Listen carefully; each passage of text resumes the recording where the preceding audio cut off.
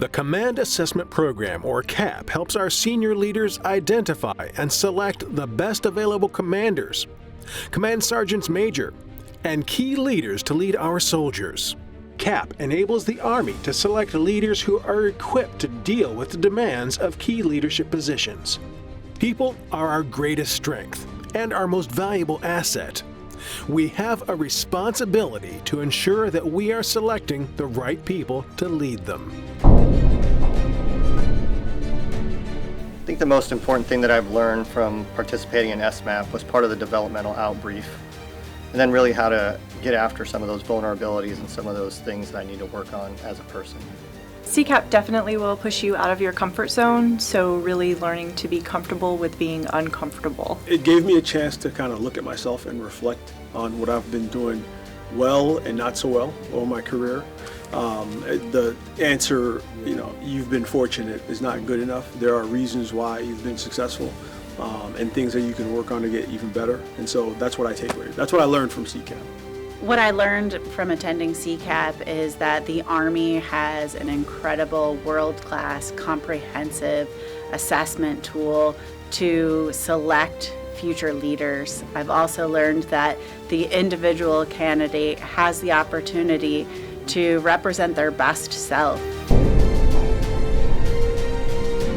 The advice I'd give to someone coming to VCAP, to read the prep materials, right? And to take some time before you come to really think about the challenges you've had in your career, where you've grown, maybe set some personal goals going forward, but taking the time to recognize what you've accomplished so far.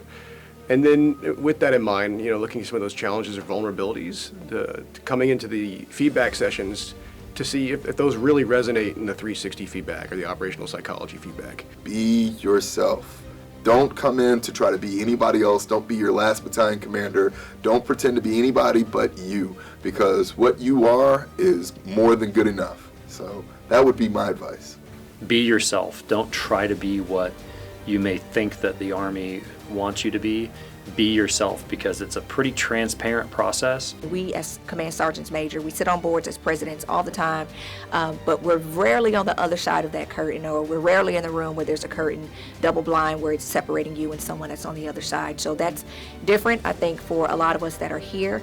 But I would just say just all of the material that's given up front through the welcome letter. I would go to every website that's on there. I would go through every practice assessment or the questions that they're giving you, and just kind of talk those things through in your head, and you did it. You've done those things before, so just keep recapturing those moments, and when you get here, you'll do just fine.